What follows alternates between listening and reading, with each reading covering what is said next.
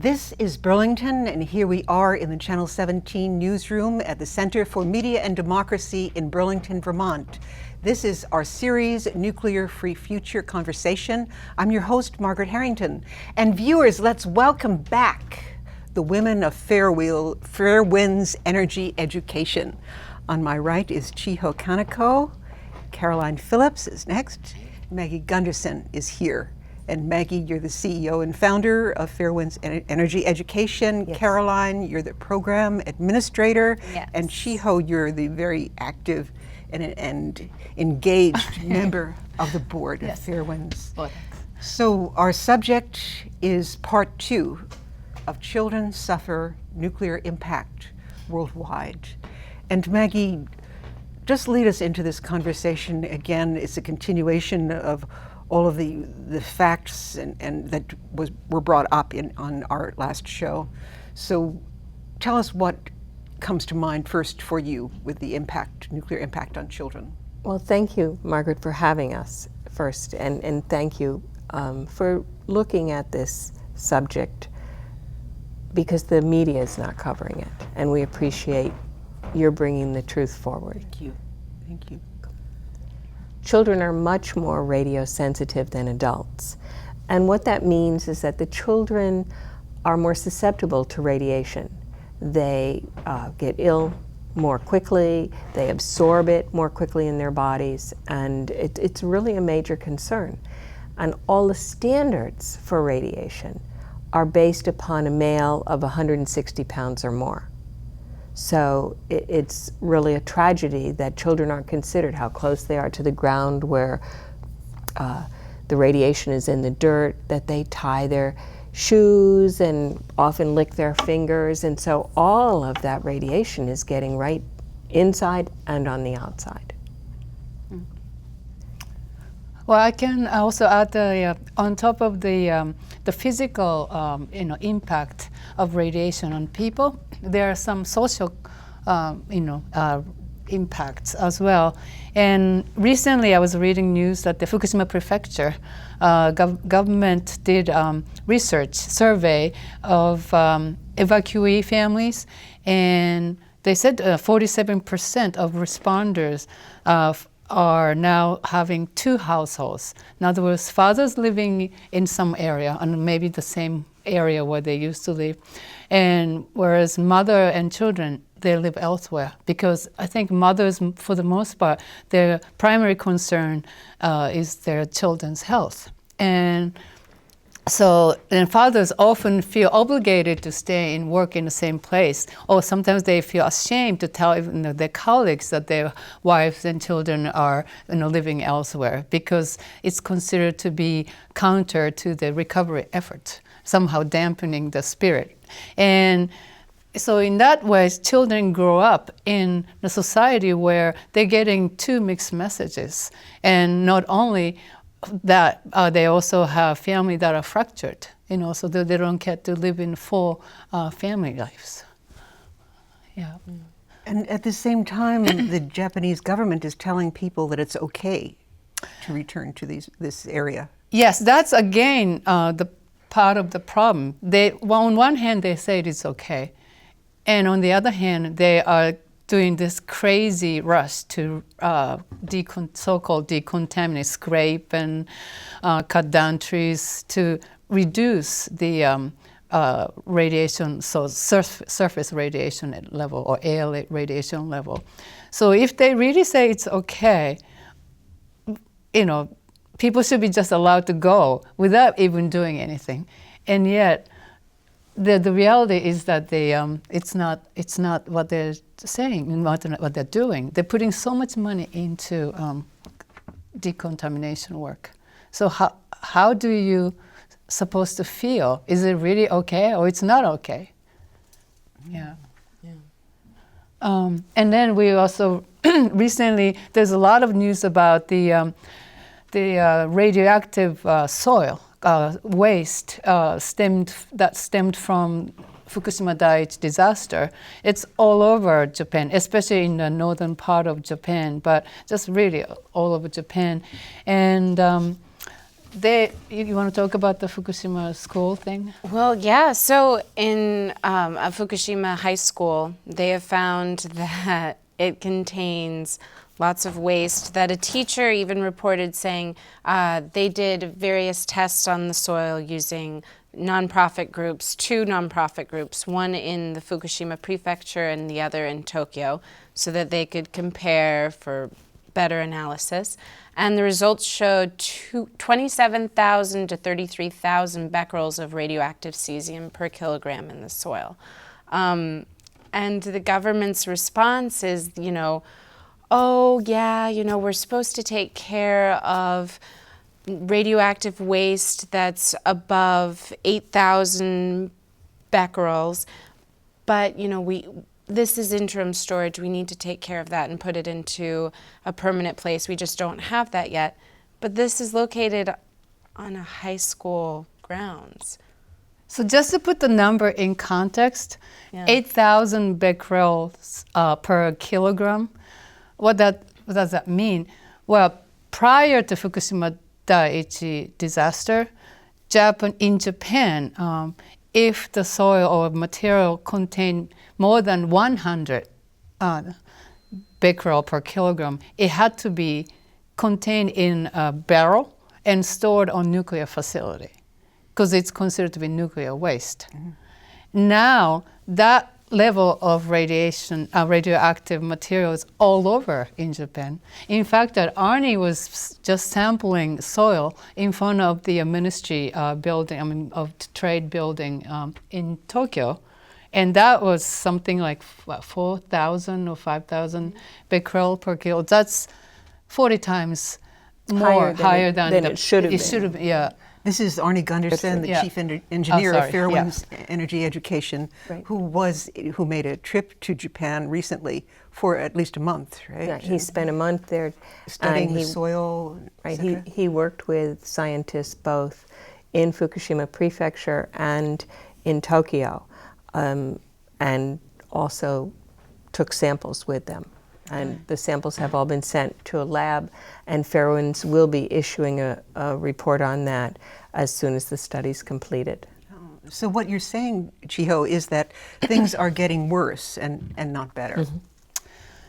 Yeah, well, things are not getting better for sure. And what's happening is that the radiation levels gradually decrease naturally because like cesium, they have half-life that's... but that's 300 years. Yeah, that's right. But some, like cesium-134, they have shorter, like 28, shorter half-life. Yeah, it's shorter. It has a 2-year half-life, which would be 20 years before it's all gone. And cesium is what is found in food, in milk?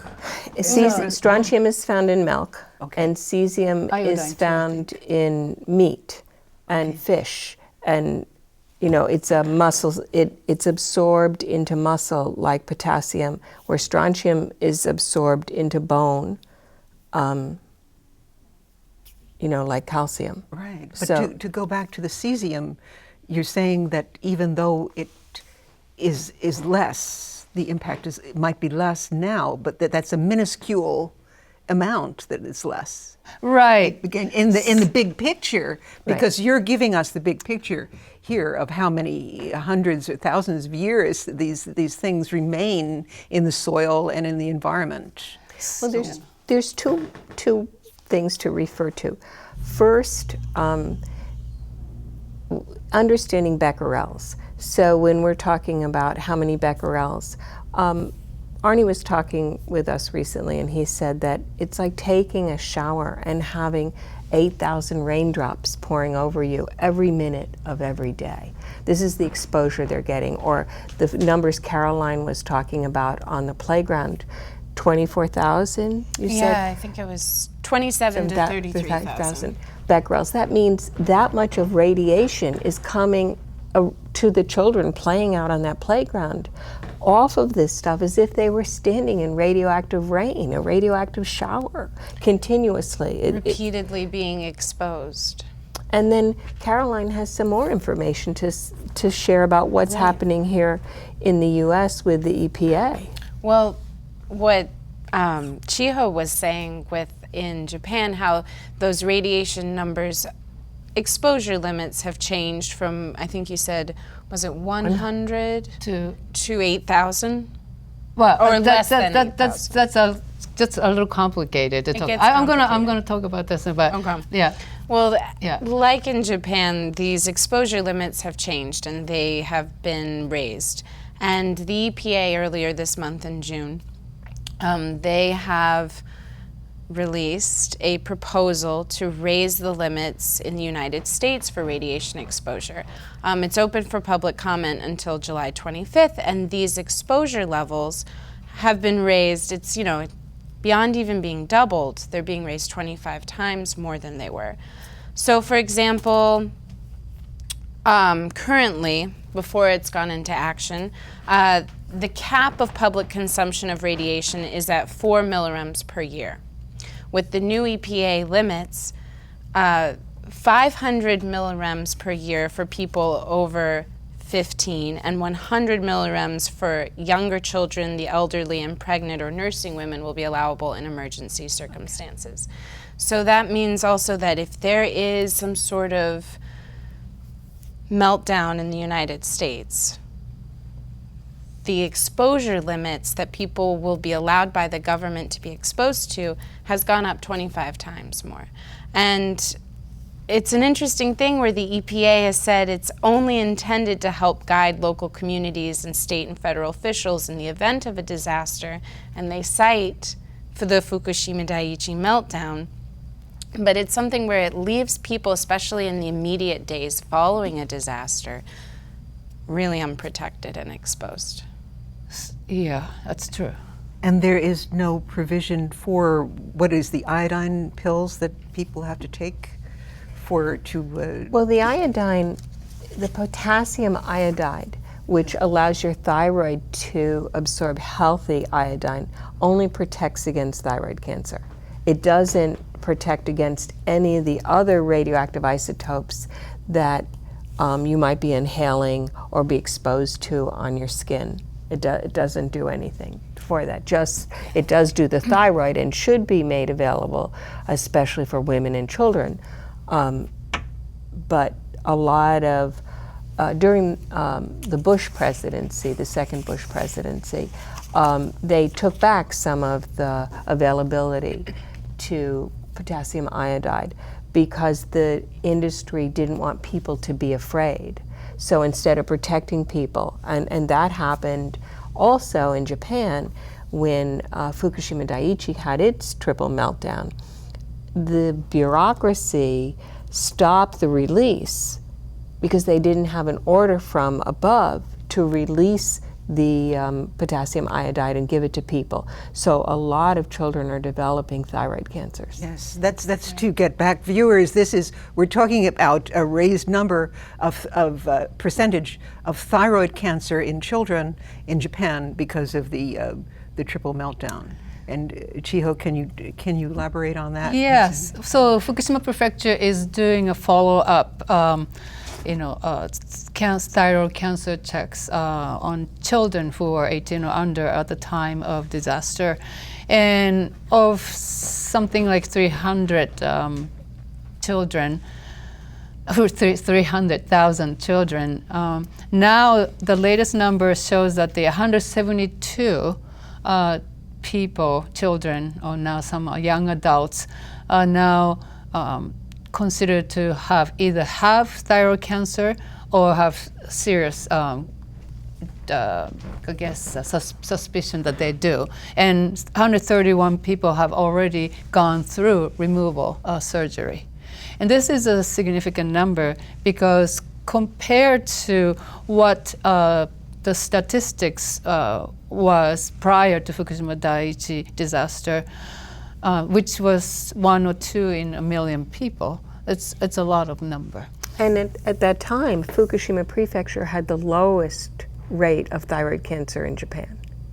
And now it has the highest rate by far. The problem is the experts who are tasked to analyze what this means.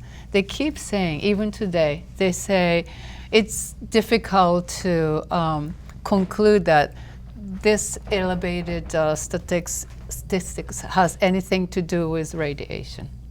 And that's just patently untrue. There's nowhere in the world except around Chernobyl has there been such a high rate of thyroid cancers.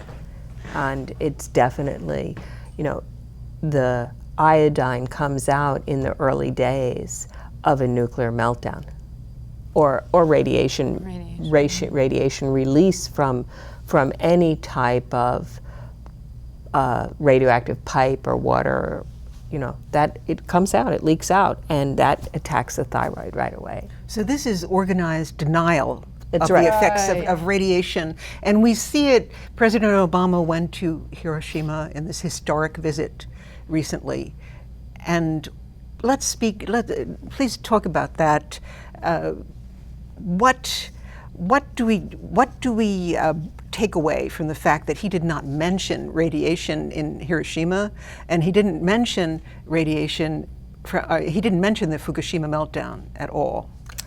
So there was just a denial of that it happened. Well, for me, I was terribly disappointed because he didn't apologize to the Japanese people for dropping the bomb, which State Department records show was done not because the war needed to be ended. It was already ending, but the bombs were dropped to show the Russians that we could do that and we had this technology. Mm-hmm. And that's just a devastating thing, and we should have apologized for that, I believe. And secondly, he didn't mention anything about Fukushima Daiichi. I believe that the Nuclear Regulatory Commission and the Department of Energy, the US agencies, are complicit in the cover-up in Japan. They give money to keep a refabrication facility open, and it's our tax dollars going for that. And in that case, almost 80% of the people want the reprocessing facility closed. And so you look at all these things, and it's just about power and money. From my standpoint in the U.S., Chiho, I don't know from your standpoint in Japan. So last year, I worked as a volunteer interpreter for the A-bomb victims organization called Hidankyo, who came to UN for the 5-year NPT, Nuclear Non-Proliferation Treaty Review Conference. Yes. And so I have a slightly different take on that, Mr. Obama's visit.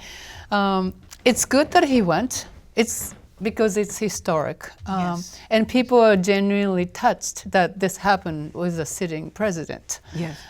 So it's a start. But I think they are feeling that Mr. Obama, President Obama, as an individual, he might be actually a more nuanced and sensitive person, and yet his position as a president of the United States, he has a lot of limitations, restrictions posed on him. And so they would like to pull that human side of him more, come out to see, feel, as a fellow human, what a horrible thing it is, the radiation or nuclear bomb does to humans, to each other. And they wanted to sort of seize on that individual instinct. And in this trip, that didn't quite happen. So they're hoping for maybe another visit by Mr. Obama. That's what they're saying. And I understand why President Obama didn't want to go to talk about Fukushima, because that just opened the whole can of worms for the industry. And the United States government has a lot at stake also by jeopardizing its commercial interest in nuclear power. Right, So, it's building, Westinghouse is building all the new nuclear plants in China, and they're touting and marketing their things all over the world, and Japan is also.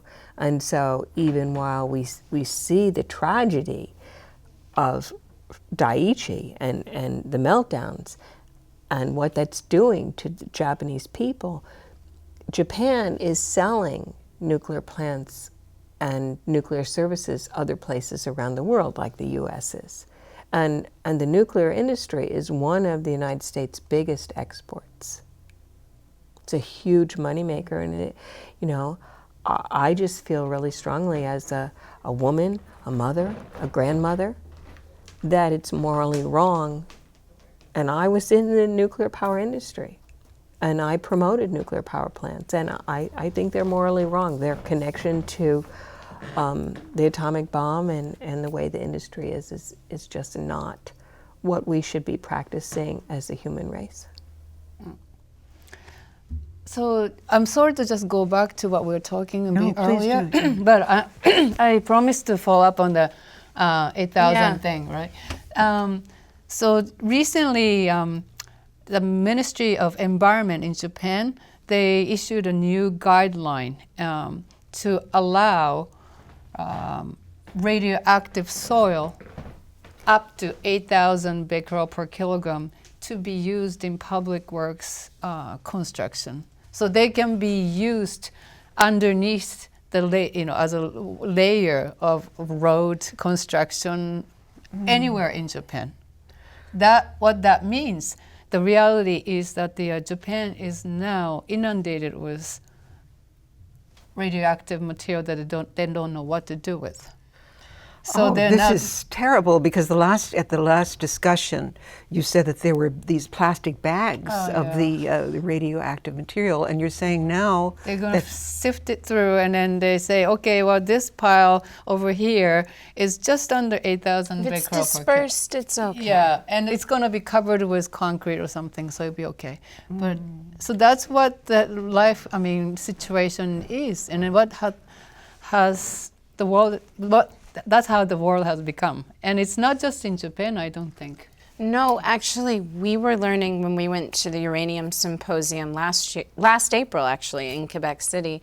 There were houses that were built with sand from various uranium mining tailings, and they had kind of done this similar method of dispersing this uranium waste. They made concrete floors. Concrete floors, so people's homes, their foundation of their homes were made with this concrete.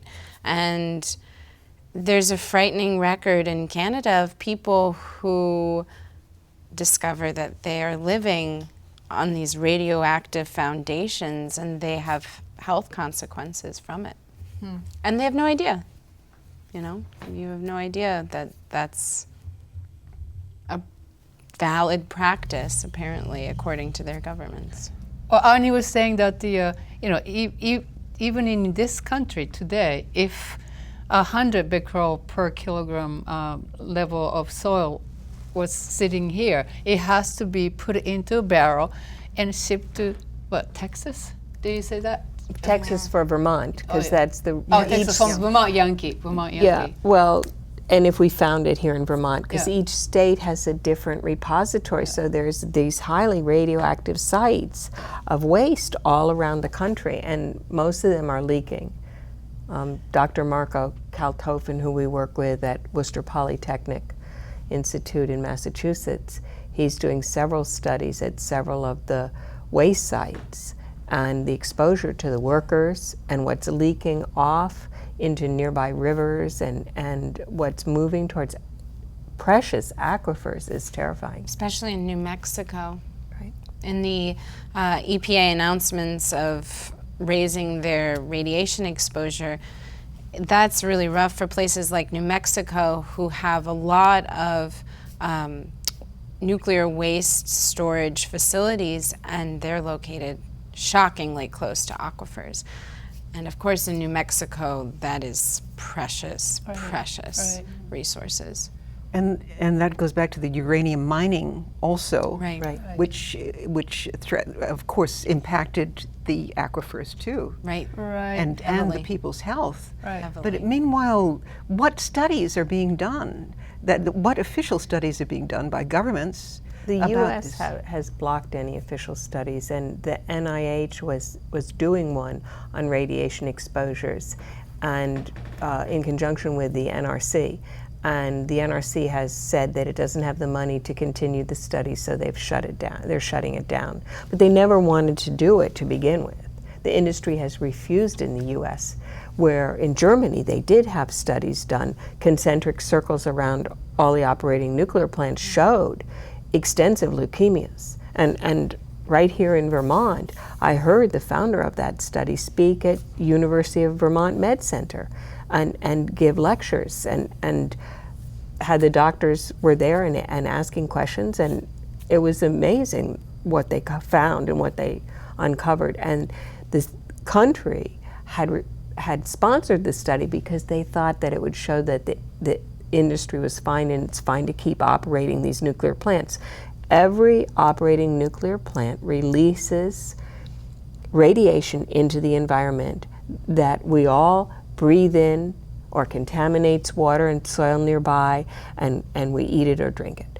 And the industry has wanted to prove that it's okay. So in Germany, that's what they did, and it proved it's not okay. And here in the US, they refused to complete the study. And I remember that was Dr. Eisenberg, who was on this program several years ago. And what impact did it have on the German nuclear industry? I think that it really, behind the scenes, helped color Chancellor Merkel's viewpoint. She is a physicist. She was originally very pro-nuclear. She knew all that data. She was familiar with it. And then the meltdowns happened in Japan. And Germany made the decision to begin shutting all their reactors down.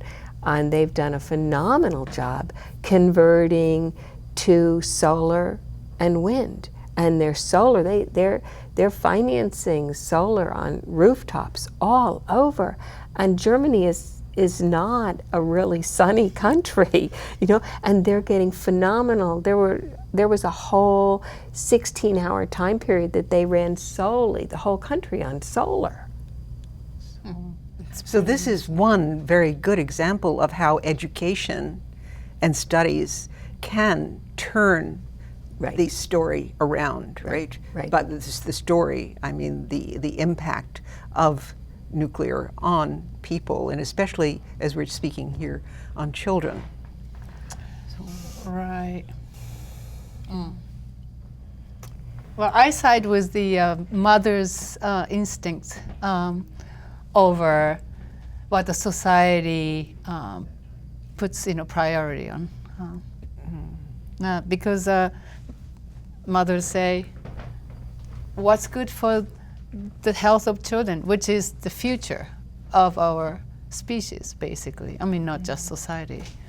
And we need to heed their voice. Their impulse. Yeah, we got a call actually on Monday of this week, maybe it was Tuesday, from a concerned mother in British Columbia. Her child is attending elementary school. She didn't say what grade, but in their elementary school, they're being taught the benefits of nuclear power. And she was upset, and so she contacted Fairewinds Energy Education to ask if we had something for elementary aged students, which is something we're working on and we'd like to do. And so her concern was, she said, as a mother, I want to go to my school and I want to give them other material to talk about for our children to say, we need to help end climate change, but nuclear is not the only option. It's not the one we need to be teaching our kids. We have these other resources. And her concern was so passionate, and she sees this as this next generation of children they need to know and be educated that there are other paths. And she was just so devastated that was starting at such an early age, and that was something that they weren't providing alternatives to. You're saying that it is part of the syllabus. It is. This is the Nuclear Energy Institute, the lobbying arm here in the U.S. of the nuclear industry, prepares all the materials, and it's used in the curriculum in all the public schools that want to access it from K through grade 12. And even in colleges, it's their curriculum that trains nuclear engineers and nuclear operators. So it's very in a box, one-sided, very pro-nuke. They don't know how to look at things in any other way. So we have denial, we have misinformation, Yes. and we have a downright propagation of lies about this industry. And right before us, as you are showing us and our viewers, this is every day. The people in Japan, in Ukraine, in Chernobyl, are facing this, and for generations. Mm-hmm. So Caroline uncovered some things in Chernobyl about the lunch program that we had discussed last time. And the lunch program is one where the only food the children received that was not contaminated was from the government, and these government subsidies for lunch programs, they were cut off. They're in an economic state where they can't, well, at least they choose no longer to provide those school lunches. And so mothers are forced to feed their children farmed food from their surrounding area, and they live in the area outside of Chernobyl that was kind of that gray area of evacuation, where it was like, okay, we're not going to evacuate you, but we'll provide you with government subsidies that they're no longer providing. And it is affecting the food that the children are eating. And so now they're forced to eat food that is radioactive, radioactive milk, radioactive berries, vegetables that are grown in the radioactive zone. And the mothers know, and they're devastated by it, but there's nothing, it's that or starvation for these children because they don't have food. And people who are poor, yeah, and marginalized, they're the ones who are, who suffer most. The most. Yeah, because they don't have alternatives. Mm-hmm. Yeah. Well, the last time you ended the program with me, Chiho, you said, "Isn't it okay to say we don't want this?" And I think that let's end it again like that, and with each of you saying, "We don't want this," and in your own words. So, Maggie, do you want to start it? I think that's the main reason that I founded Fairewinds, and Arnie and I continue to do this work, is we want the truth out, and we want to protect the families around the world. You know, it's pretty simple. Yeah, we don't want our government to enforce exposures on us or lead us to believe that these exposures are okay. With the new EPA exposure limits that they're proposing, it's the equivalent of 250 x-rays a year that you don't need. I don't want that in my body. We don't want this. You know? Well, it's a larger problem, I guess. It's not just about nuclear industry, but it just concerns other things like GMO and chemicals. But it's usually, problems usually are created over there at the top, people who have a lot of power and money, and people who suffer are the people like us on the periphery. And I think small people's voices need to be stronger. Yes. I don't know. Maybe it's too optimistic for me to say that, though. I don't know. But by you saying it, there's optimism, there's action. There's action in your voice. And viewers, we listen to the women of Fairewinds, and we will come back to you again for more education. Thank you. And enlightenment. Thank you, Mark. Thank you very much for coming again. Thank you, viewers, for watching. You're welcome. Goodbye for now. Bye.